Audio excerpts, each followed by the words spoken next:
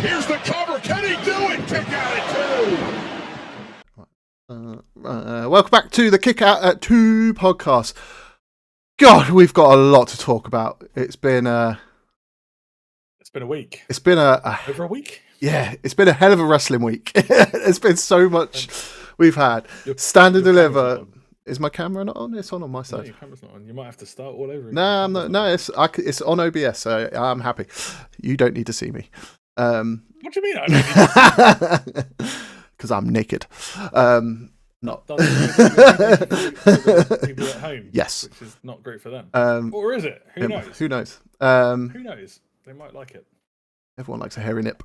Yeah, we've got what? Stand and Deliver, 2 nights of WrestleMania, the Raw after Mania, NXT after Mania, SmackDown. Oh, so much to go on. But we're gonna good stuff. So much. But we're gonna start with Stand and Deliver. I'm gonna try and remember my predictions as well. Yeah, we should have written these down, shouldn't we? Really? Yeah, I should have really written our predictions. I'm pretty sure I remember most of them. If not, we can go back and correct ourselves if we have to. So Stand and Deliver kicked off with there was a kickoff show match which I didn't watch because I didn't know about it. Which was the Joe Gacy, Sean Spears one. No, it was the Gigi Dolan, Tatum Paxley, Fatal Influence. It was the gauntlet match.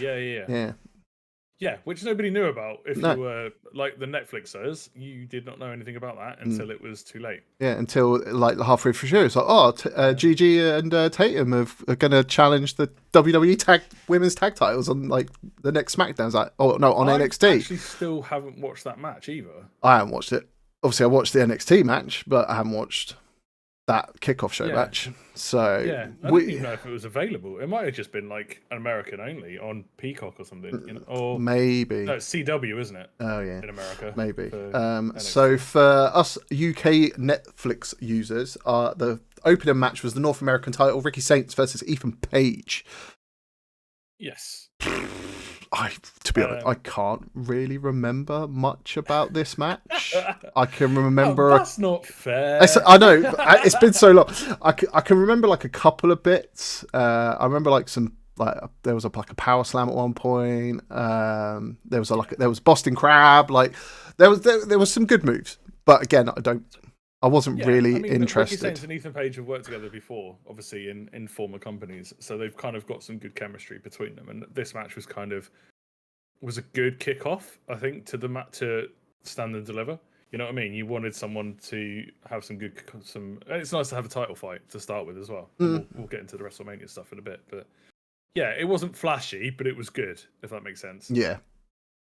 And then. I don't know. Do I like Ricky's finisher? Do I like Rochambeau? I can't decide. If I like that finisher or not. Is it strong enough to be a finisher? And I know that Ethan Page has recently changed his finishers, which again is very confusing because what's it called? Twisted Grin, isn't it? Which is basically the Twist of Fate. But I quite like the fact that he was doing the Razor's Edge or the Ego's Edge. Ego's Edge, yeah. So, I don't know. But do I like Rochambeau? Do I think Rochambeau is strong enough as a finisher?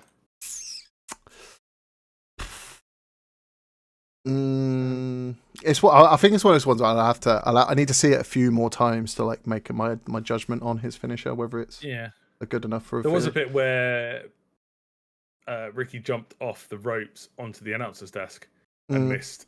Ethan Page completely bounced off the announcer's desk.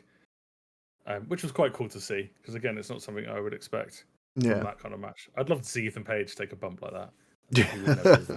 That's never gonna happen. But the finish was quite a standard finish. Ricky Saints finished with a spear and then hit the Rochambeau, which was actually a really clean Rochambeau, because I think the first time he did it on NXT, it didn't look clean, if I remember. This is why I kind of think, is it the right finisher for him? Because you've got to be able to lift the person into the right position. Yeah, I thought, what was it? Yeah, it was a good ending. Because what was it? It was it went for the Twisted Grin. It was blocked. Saints hit the spear, then Rochambeau to retain. So it was a good finish. Yeah. So all good. We like it. Again, champion retains, because again, I think changing that title very quickly would be a little bit mad. A bit like Sean Spears dropping it after one defense. Yeah, I thought it was really quickly that Saints picked it up, but I'm kind of glad they let him retain it. So it means okay, he's gonna hang on to it for at least a little bit longer. Yeah, They're not and now just it gonna kind of keep passing it around. Opens the doors to a few more different feuds as well. And then there's rumors that Ethan Page was going to get called up anyway to main roster quite quickly. And that's a really interesting one because again, like Ethan Page, where does he go? What does he mix with? Or does he just cause chaos? Does he get thrown into an intercontinental or a US? He can't really go into the US title mix because that's full right now. After what happened on SmackDown this week, that title scene is full. Yeah, they're stacked for now. Yeah, so I would shove him into the intercontinental and have some fun in there. Yeah, potentially. I could see him go I don't know why, but I could see him probably going up and doing stuff with the Miz, maybe like the Miz and Carmelo and stuff. Stuff right now, isn't he? I think just forming a faction between the three of them. Nah, probably just some feud between them two because they're both quite cocky. All too cocky. All three of them are cocky. There'll be something there.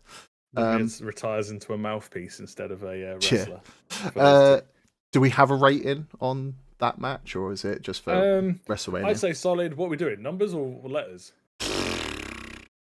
We'll go letters. I'd say solid B. B. It's a good match. Yeah, a good match to kick it off with, a good spot and a good finish. All right. No interference, and it was for a title, so I'm happy. Give it a B. B. And I think we both predicted Saints would retain on that one. I'm pretty sure we both said Saints. Sure we did. Yeah. Then we had the tag team titles: Fraxium versus Hank and Tank. Hank and Tank. You don't like Hank and Tank, do you? You don't get Hank and Tank. I don't mind. I really like this match. This was actually a really good match. Fraxium don't have bad matches. No. And I think that's one of the really big testaments to both of them because, individually they're both fantastic, but together they've been absolutely phenomenal on the NXT roster. And I can't name a bad Fraxium match. Even when they were chasing the titles, even when they had the titles, I can't name a bad Fraxium match. Yeah, you know what I mean. They make everybody look good. I think that's what makes them such a good tag team. So it doesn't matter who they work with; they look good doing it, and they're gonna make you look good doing it. I want Nathan Fraser to wear a mask. I don't know why. I just think it would be cool. But there's rumors that again, there's lots of rumors floating around right now that Axiom might take his mask off. Okay, interesting. Because obviously in NXT UK, he wasn't called Axiom. He was born Axiom when he came across to NXT. Can we call it NXT US? We'll call it NXT US. Just NXT. Just NXT.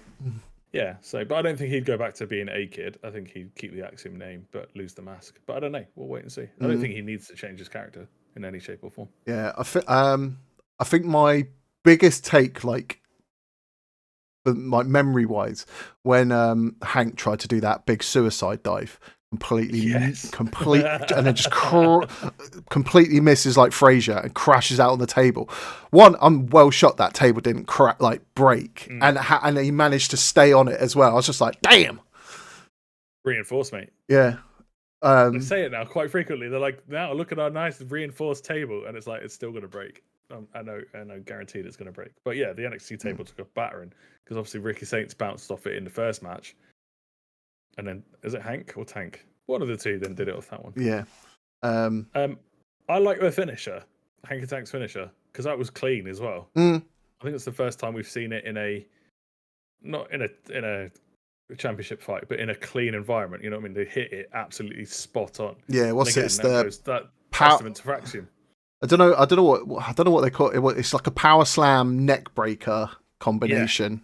Yeah. But yeah, no, it looks like it hurts, and that's what I want from a tag team finisher.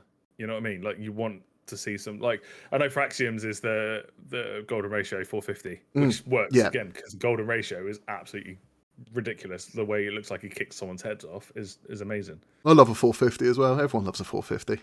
Everyone loves a 450. Just so beautifully elegant. No, it is a 450. Yeah, it's 450. He does the Phoenix Splash as well. He does both. But yeah, he does. Yeah, the 450. And then the biggest surprise was them picking up the victory. Hank Tank taking a tag team. Yeah, because I predicted. I think we both said Fraxium we're going to retain. Fraxium, yeah. Damn. I was because it was funny because obviously when was it Tank was on the table, and you could see like, so when he did the 450, went for the pin, and you can kind of just see his head just like turn to the side while he's on the table, and then just boom, run straight into the ring to break up the count. Crowd was absolutely hyped for this match. It was really nice to see, actually. Again, like, I know people don't know, I'm not really into Hank and Tank. Some people, it's like Marmite, innit? You either love them or hate them. But I think the crowd unanimously was cheering when that title changed hands. And that's no disrespect to Fraxium. I just think Hank and Tank have finally picked up some momentum. You know what I mean? They did the gauntlet, didn't they, the week before? Yeah. So in theory, even though they won that gauntlet, even though we both said Fraxium because Fraxium have been absolutely amazing, but things down the road, we'll come to that later. You can start with the grade then. When we talked about grade, we should have really like picked it on a scale, because I would put this as like it's definitely a solid B. B plus. Yeah, go B plus. I think I would maybe push it into the A, because didn't see Hank and Tank winning. I thought I was 100% Fraction were going to retain, but yeah, no, go B. B. We'll put it in the B tier. I'm going B plus. I'm going high in B. It was better than the Ricky Saints match. Yeah, it worked with both teams doing rather well. So the title change was for me what was, and I think for a lot of the crowd as well, was like a big upset, and it's huge for Hank and Tank, and to see what they're going to do with the titles going forward. Obviously, they've got a match on NXT next week with I can't think what Briggs, not Briggs, Jensen and thingy. Jensen and the other guy. I keep forgetting his name. I apologize. I can't think what his name is either. Ishi Yoshi something. Yeah. But yeah, no, I'll go B. Solid B. B plus for me. So I agree. The change was the big surprise for me, but the action was again a testament to Fraxium, making everybody look good. Then it went on to the vacant North American title. I got this wrong. You got this wrong. But probably the match of the night, I would say, quite comfortably. Yes. And happily. Yeah, definitely my favourite match of the whole night. So obviously Sol Ruka, Izzy Dame, Kilani Jordan, Load of Ice, Thea Hale, and Zarya. Really good. Really good ladder match. What happens when you put ladders into matches? You have some fun. There was quite a few. I don't think there was many spots, but the big spots were like so impactful and just got like so much hype on them. Especially like the ending was really good. But mate, we got to see Thea Hall fly. Yeah, Thea Hall. Yeah, like Zarya lifted up the ladder. Like that ladder's not light on its own. With Thea Hale, not saying that Thea Hale is heavy, but lifting both of them quite comfortably, I may add as well. Yeah. But yeah, seeing Thea Hall do a big spot like that was wicked, because obviously she's only just come back, so it's just carrying in that momentum for her. But I wasn't expecting Thea Hall to fly across the. Even like Hale did like a tornado DDT on Ruka. Yeah. The finish. I think Zarya using the ladder. Take out some people, like a few suplexes, like onto the ladder. Like it was good. I'd say there weren't many spots, but there was some big spots. Kilani Jordan doing that moonsault on the ladder. Is it Izzy Dame? Yeah, Izzy Dame got it, didn't she? Yeah, there was some really good kind of like uses of the ladder. There was no. What we see a lot of the time in ladder matches is those big setups. You know what I mean? They'll put a ladder out and they'll come back to it later, and it's like, oh look, it's suddenly a bridge or a weapon or something. You know what I mean? But it's been sat there for 5-10 minutes. This time we didn't really see much of that. Like if they used it and set it up, they used it straight away. Do you know what I mean? Like they didn't like leave it there for 5 minutes. They put someone straight on it, jumped through it, or somebody fell through it, or. Yeah, was there a big moment with Zara? Was Zarya when she like jumped through a ladder? I want to say she did something to a ladder. She got someone did a move onto her while she was onto the ladder, which took her outside. We need to come back to it at some point. And then obviously her and Zarya had a bit of a moment. Oh, her and Rika had a little bit of a moment. The finish was a really interesting finish. Mm. In fairness, it was a really interesting way to finish it, and showing the absolute flexibility and core strength that Sol Ruka has by being able to like flip up onto the ladder in the reverse style that she did. Yeah, I think it was that was like the point where it was like when the next big spot. So it was, I know. So Ruka did a like a springboard onto the ladder, so off the rope straight onto the ladder to meet Zara. I know she throws. I know she throws Jordan off, climbs the ladder. So obviously them two are up there. They basically have their moment. It's just like, oh, we're a tag team, but hey, this is all for one for all. It's like there's no. They have their little moment, and Ruka basically starts by slugging her one out, and they go. I thought you were going to say bashing one out. I was like, bashing one out. Hang on. At the top of the ladder. Gets pulled down. She does that weird, like, fucking pulls herself fucking up, flips up onto the... Like I say, that reverse, like, pull up on the ladder. Yeah. Never seen it. No one's ever done that before. But then literally, like, gets pulled down, but then it's straight away Soul Snatcher on... Oh, who was it? It was... On the first one, Izzy Dame. Yeah, first one onto Izzy Dame, then does a double on... Lola Bison, Thea Hale. Yeah. And then obviously has the energy to then run up the ladder. Yeah, to run up the ladder to pick up. It was no dramatic, like win. One step, two steps. She just bang, bang, bang, bang, bang, bang, run. Give me that ladder. Didn't quite land on the doubles. Soul Snatcher didn't quite land one of them. missed it a bit. It's weird because you can't quite see it properly either because you can't see. I think it was more. Yeah, because of the camera, you can see her hit. She grabs Thea quite well. Yeah, she grabs Izzy quite well, but you can't see the other side. Yeah. I'm just kind of watching the end of it again right now, where she just jumps off the ladder. I like the fact that she looked at the crowd and literally went like that and went, "All right, I'm going to do it," and then just jumps and does the Soul Snatcher. Yeah, it's the one to Load of Ice that's not quite as clean, but to be honest, she's doing two at the same time, so fair play to her. Yeah, and it still looked good. Yeah, it was a great finish. Rating? I'd go A. It was good. It was good. Ooh. It was good. Yeah. Again, B+ to A. Like, it was a solid match. I'm going to give it an A because I thought like it showcased every single one of them really well, and I actually really happy with the winner as well. Yeah. I think, for me, it was kind of funny that Thea Hale came in. I was kind of hoping it would be Thea Hale because that would be hilarious. But I think the right person won it. I was happy with her or Zarya, to be honest. But now that sets up more storylines. Yeah. For the Zarya breakup. There's Saruka, which just sounds wrong in my head the more I say it out loud. Yep, she is now North American champion and Speed champion.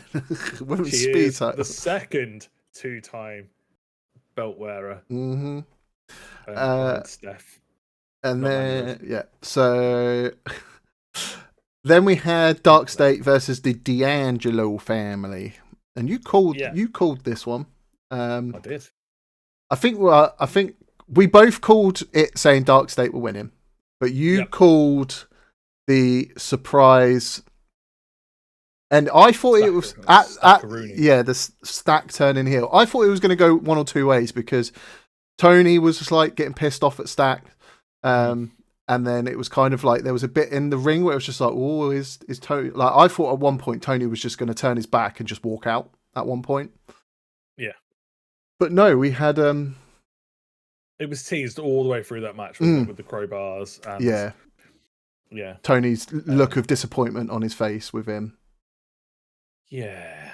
It was kind of... Again, it opens up. Not that saying that the D'Angelo family has gone a little bit stale, but it's been 4 years that they've had this kind of theme going. Yeah. And Stax has been there since day one, alongside the Don. Something needed to change, and again, what happens on NXT this week? What happened on NXT this week kind of opens more questions, which is really good as well. So I like the Don. I think he's very underappreciated as a wrestler. I think he's been one of the most solid pieces of of NXT for a long, long time. So again, to have him like front and center in a big storyline is wicked to see. Yeah, The match itself. Well, the thing is, we're not talking about the match, and that's the disappointing thing because it was Dark State's first big PLE. It didn't feel like a PLE event. It felt like a TV match. Yeah, You know I think like, the match previously was in the street, and then this was on the ring. I didn't feel special. Yeah, I think because everyone was just this match literally felt like it's just like what's happening between the family. No one cares about fucking the match.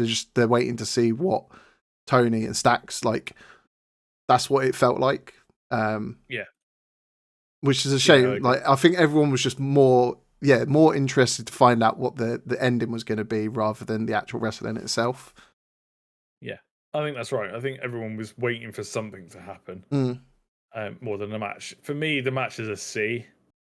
It was decent, but nothing happened. Like the turn on its own, if we graded the turn on its own is like a B. But like the match was a C. Yeah, no, I'd agree with that. But yeah, say this match was all about Stacks.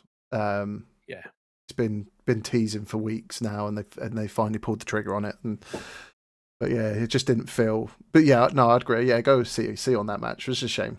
It could have been. There was a couple of like slips. There was like some mess ups through Dark State. I think when they were doing like the triple power bomb, there was a couple of like trips and that. But yeah, oh well. Hey ho. All a learning, right? They are new. Fresh, and we've talked about it before in NXT, where either the NXT guys have gone up to the main roster and it's a little bit sloppy because they're excited and the adrenaline's pumping. Same could be said for the new guys coming into NXT. You know, what I mean, the adrenaline's pumping in front of especially this weekend. Yeah, especially because it was WrestleMania weekend. And WrestleMania. The emotions must have been all over the place. Yeah. WrestleMania. Then we went on to the women's NXT title match. Jada Parker versus Jordan Grace versus Julia and Stephanie Vaquer. Go on. No, carry on. I'm just trying to. I was gonna say this ties almost for me for match of the night. Like between this and the ladder match, and we've talked about like the women's division in NXT, and like we saw the North American Championship match, and then we saw this. If you say the North American title is the secondary title, like just put all 9 of them together, it's just insane, isn't it? The quality that NXT have got in the women's division is insane. And this match just showed, again, someone like Jada Parker, who has grafted over the last couple of years. I'm still not the biggest fan of Jada Parker, but she has grafted. And she deserved to be in that match, and it was a really good match. Yeah, Parker's like charisma is still like really incredible. Like for the whole match, there was some like really good moments. There was a few stare downs as well, which was quite good. I feel like these 4 are gonna have more time together. Obviously on NXT there was a thing between obviously Julia and Jordan, and Stephanie. But I feel like Jada Parker's she's definitely earned the right to be in the spotlight and to be contested with the others. Yeah. I like the fact they've turned Julia heel. Yes. Heel, if that makes sense. I think I'm not a fan of her hair though. Not a fan of the hair. I liked it, but I preferred it before. But I can understand. I can understand why they've done it. Yeah, there was something I was reading this week about how obviously Steph has been she's gotten over more with the crowd. And I get that, 100% get that. But both of them, you cannot deny when they walk into the ring, even from their entrances, they both just have this massive aura. Like there's just this air around both of them, whether Julia is face or heel or Steph is Steph, they both just bring something to it. You know what I mean? Like when they turn up, you just feel it. And you don't quite get that yet with Jada Parker. You don't quite get that with Jordan Grace. No disrespect to Jordan Grace, who's been around for a long time. But Steph, there's something about Steph and Julia, and I think that's a massive win for NXT, like and WWE in general. When they've got someone, both people that can just walk into a ring and the crowd is like fully intent on them. You know what I mean? But I think Steph is slightly more relatable because I'm gonna sound like a dickhead, but she can speak better English, and I think anyone that has struggled in WWE in general has because they're not speaking clearly enough. Does that Yeah. make sense? Yeah. And I think Julia is still struggling, but she's incredible in the ring. Like both of them are incredible in the ring. All four of them were incredible in this match. Like, but the right person won ultimately because again, early title changes just makes no sense. Yeah, it does. It does for me. It does make more sense that Steph did retain. She's definitely got probably maybe a triple threat coming up at some point. A good few single matches. Like, I think I can see her hanging on to the title for quite a while. Yeah, she's leaned into. Steph has leaned into the WWE. Mm. Does that make sense? I'm just trying to. I'm just trying She's got that move set. So the Devil's Kiss, Yeah. the Booker T moment. Mm. You know what I mean? She's built that really quickly. Just think about it. Like they've been in the division 2 to 3 months, if that, 4 months. Someone's going to say, "Oh, 6 months." Okay, cool. But she's adapted her style to a WWE audience. You know what I mean? So quickly. I think that's what also because they basically threw pretty much the entire top women's division into this one match. And they all worked really well together. Like it was nice, fluid. Like there wasn't any like considering with Jordan Grace as well. Considering like she's like triple the size of all those. Like she's massive compared to the other three. They all worked really well together. So with Stephanie, I can definitely see like she's definitely got. We think she's got three opponents that she can have singles. So she can have another match with Julia. She can have a singles match with Parker. She can have a singles match with Jordan. Obviously, they could probably do another. They could do a triple. They could with Jordan and Julia. Yeah. It would just be a case of if when, when, and obviously if the outcome is Stephanie retains, what do they do with the others? Do they just continue the feud, or do they move them to the main roster really quickly? Yeah, I think someone like Jordan Grace, who has been in the Western side of things, so the TNA side of things, you know what I mean? She is probably more ready to go main roster. Yeah. I think Steph, again, as I've said, Steph's adapted her style to WWE, the Western style, very, very quickly. And I, again, was just watching the highlights of her doing that Devil's Kiss to all three of them. She is immediately playing to the crowd. She is getting them hyped up. So she knows already that this move is what they expect. You know what I mean? WWE have those set move sets. You know what I mean? 5-knuckle shuffle, all those kind of things that make people stand out. And she knows that move is the move that everybody's talking about. So she is absolutely capitalizing on that. People like Julia and even like Jada Parker don't have those moves yet. You know what I mean? They don't have those move sets that people can cheer when you're standing on top of someone and punching them 10 times. You know what I mean? And that's why I think Steph is bonded with the crowd a lot quicker, because she's got something that gets the crowd excited. I'm still not sold on Jada Parker's finisher, by the way. The hip thing is a bit weird. Yes, she did it so much that she damaged her hip. Just like, look, if you're going to damage your hip, don't fucking do the move anymore. It's called hypnotic. I love I love that, but I just don't feel, again, when you've got people like Steph in there, Julia and Jordan Grace, a hip attack is not going to kill you. Yeah, you've got three other top women wrestlers that have much better finishes than you. Yeah, and I still think Steph's is a little bit weak. Like, I don't think the SVB is strong enough either. Okay. No, she doesn't always hit it cleanly. Okay, and that's the thing. Like, she sometimes hits the shoulder, sometimes she hits the back of the neck. It's like, where's it supposed to be? Julia, nice and easy. It's either the Vinny Vinci knee, which is the knee straight through your face into the Northern Lights bomb, or Jordan Grace's Juggernaut Driver. Both stupidly powerful. Or Jordan Grace goes up and does a muscle buster, which I bloody love. I love the fact that someone's brought the muscle buster back. And I've seen her jump and do it, which is terrifying. Yeah. To see a muscle buster like midair, never mind like just walking along and dropping someone. She actually jumped and did it, which is even more scary.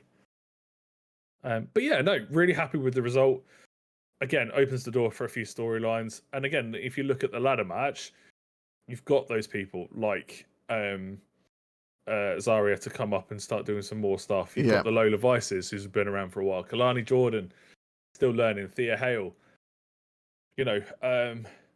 Who is the there's an indie wrestler, Rio.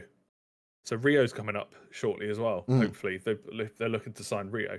Rio is another like indie girl, but she was in one of the NXTs very recently. She was a security guard. Okay, interesting. So she's already floating around inside. And again, she is phenomenal. To be fair, anytime there's like security involved in a match and they get done, I'm like, that's future Hall of Fame in there, future W champ, future Intercontinental champion right there. There we go.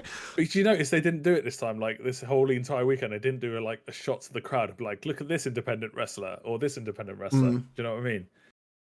Which I found really funny. But yeah, Rio was one of the security guards. She's you'll see her like if you ever go back and watch. She's got like dreadlocks and she's got like pink or purple dreadlocks. Okay. So she stands out straight away. But she's she's apparently coming into NXT as well. So she'll be another massive addition as well. So the women's division for NXT is just it's stacked. It is very stacked.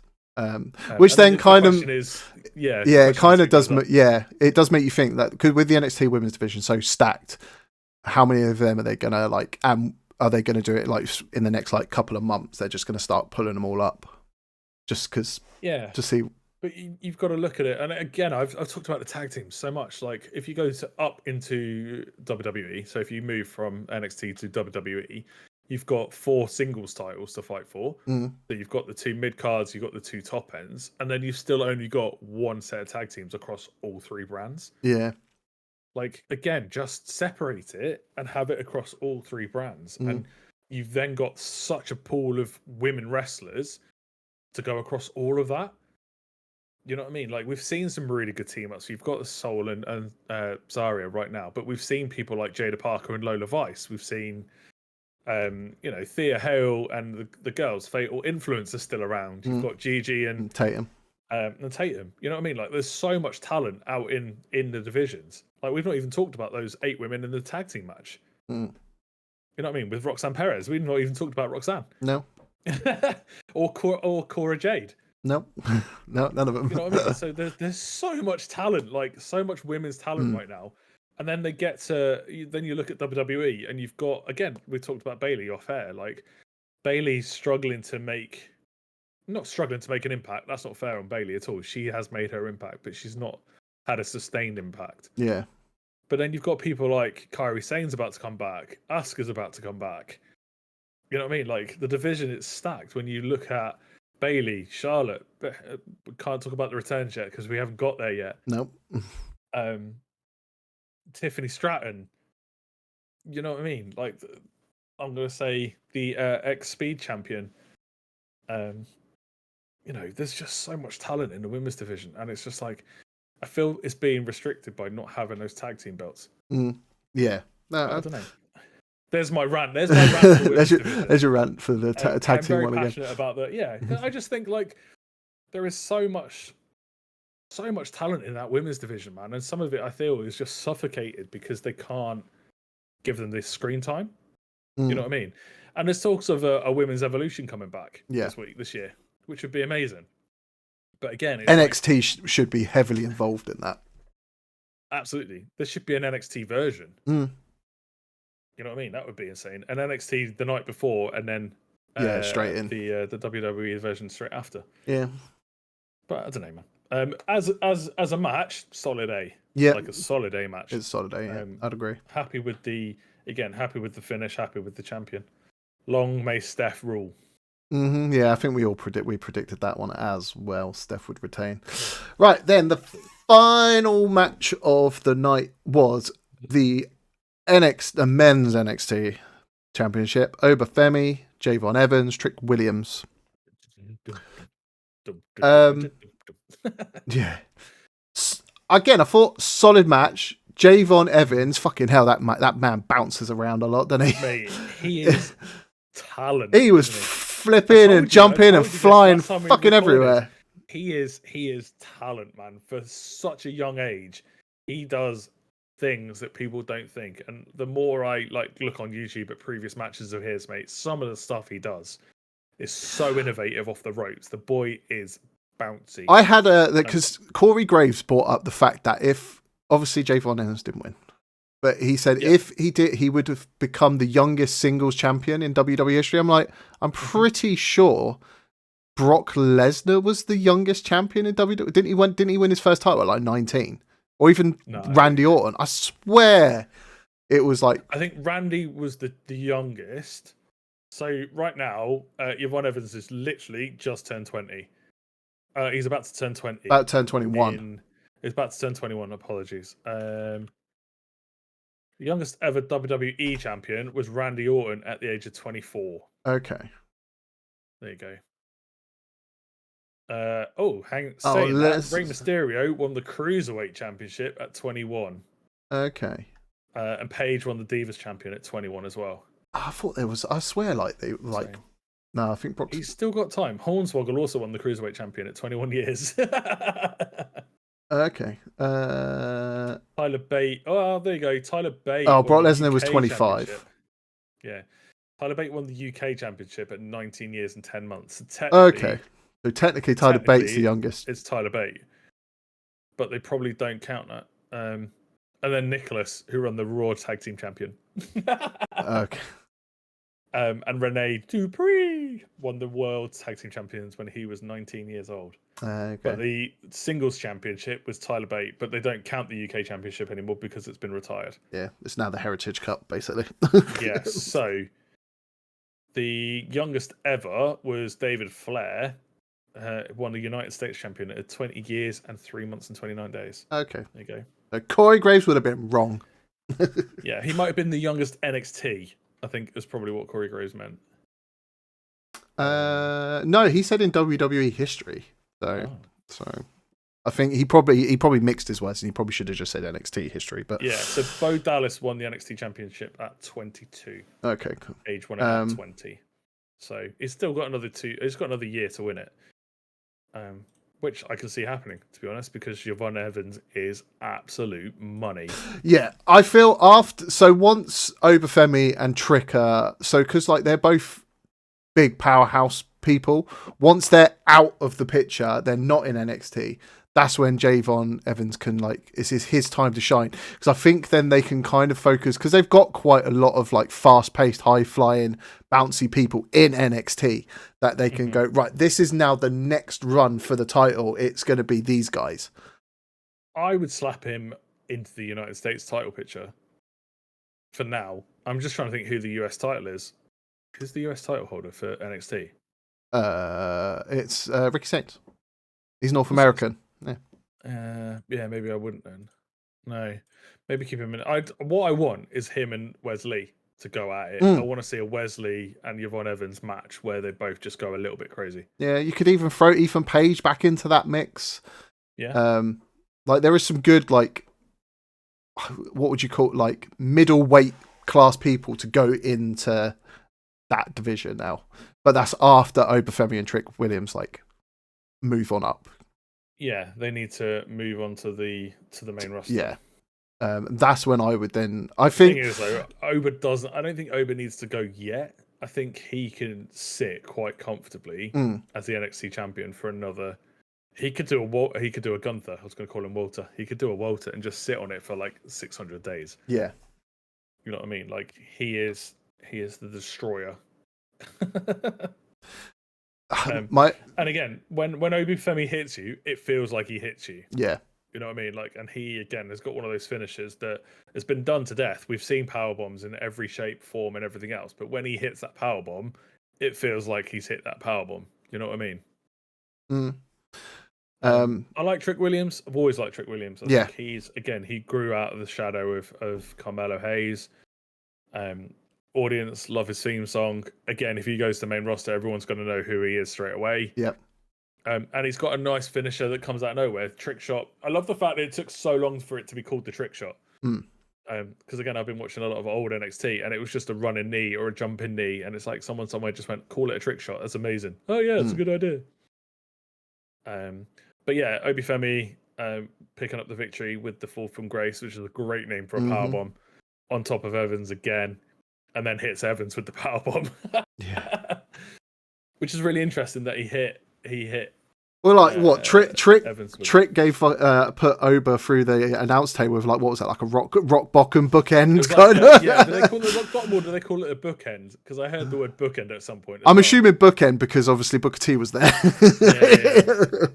They'll probably call it the bookend, but rock bottom. Oh yeah, bookend. Oba threw him through the fence, didn't he? Yeah. So Oba picked up Javon Evans and just literally like threw him like a piece of wood through the barricade, and then Trick did the rock bottom. But I think when the table did collapse for you, there you go. So the table did collapse. I think all three of them they looked like it's the best they've looked in a long time. Like all three of them were like on fucking point. Like agreed. It's gonna say it's just I'm now just struggling. What's the outcome of what's next? Who's the next challengers essentially? Yeah. Like, is this it for Trick? Is this it? Is Javon then? Yeah, say go like for Wesley and stuff like that, or do they just like what's next for that title? Or is it they just going to do a rematch between all three, and then that's when the title gets dropped, or is Oba going to do a battle royale for the title? Yeah, There's number one contender match. Like, yeah, I think you're right. Coming out of it, there's no immediate storyline. Do you know what I mean? But a really, really still good another match. solid match, yeah. B plus Grading? A, B plus A. I'm going A. I'd go. I'm Yeah, gonna give no, it I'd go another A. I think I said it when we did the original like predictions podcast. I think that NXT, I think that Stand and Deliver was going to be better than WrestleMania. It was Stand and Deliver was the matches. better than night one of WrestleMania.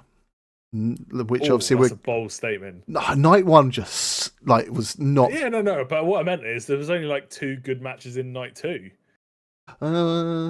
Whereas we've put 3 good matches. We've put 3 A's on NXT. I can't give you 3 A's on night 2. To be fair, majority of the time, any NXT PLE has been better than majority of like most recent WWE PLEs. Like, and it's just like it shouldn't be that. I can understand probably why it does, because I think Triple H secretly, like, that's his baby. He made that brand. That's his. And maybe that's why that gets like that's getting all the good wrestlers, most of the like big storylines and stuff. And that's why, but it shouldn't. It's your third brand. Raw and SmackDown, they're your main brands. They should be getting the best PLEs, best matches, but you're just fucking subpar bullshit, falling and ruin them. I think NXT though, it's a showcase. I think that's the difference. Like, the guys want to show off what they can do. You know what I mean? Because these are people that you've not heard before or not seen before, and that's the big difference. The Raw and SmackDown guys are established. You know who they are, what they're about, who they're fighting with, blah blah blah blah blah. These guys for NXT, they do a weekly show, which is amazing, but their PLEs are always second fiddle to the main events. You know what I mean? Like, sometimes, like Heatwave last year was 2 days, 2 weekends. So it was 1 week and then the following week. In WWE, they would never do that. It's always one big night. Do you know what I mean? But it's their opportunity to shine, especially WrestleMania weekend, where they go out and absolutely put on a show. And you're right. I think if we're being 100% and honest, they embarrassed the main roster for night 1.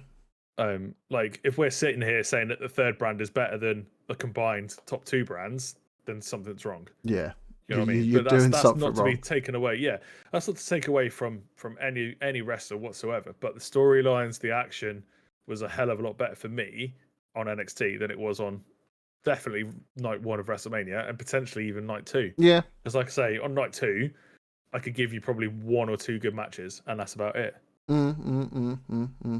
Yeah, no, I can go. Yeah, I can agree. Solid NXT, and I'm very happy it was solid. So yeah, like I say, there was 3 grade A's in there, and a good B plus, and a solid B, and a shit one. So there was always one shit match. Yeah.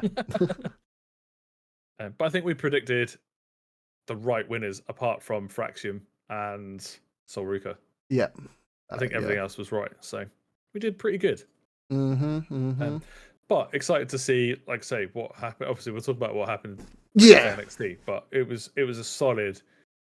Everyone that was important, and that's going to sound really rude as well, but it's not meant to be. Everyone that is main card was involved in some way or another. I can feel out of that last match, I can definitely see Oba's probably gonna he'll he'll retain. He'll be the NXT champion for a long time. He'll go down as like the powerhouse champion of NXT, one of the longest, most dominant ones. I can probably see Trick in the next month or couple of months, even quicker, coming up to main roster. Yeah. And then Javon is definitely a future champion. He'll get that title. But again, that's once Oba. Whether he takes it from Oba or he gets it at some point from someone else. Question's always going to be how. Yeah. You know what I mean? When you've got that underdog story again. Like WWE love an underdog. Mm-hmm. They love that underdog story. So we'll have to wait and see. Yeah, wait and see. But there you go. Okay. Right. Take a breath. Take a breath. Take a break. Breath. Right. And get ourselves all worked up for night 1 of WrestleMania.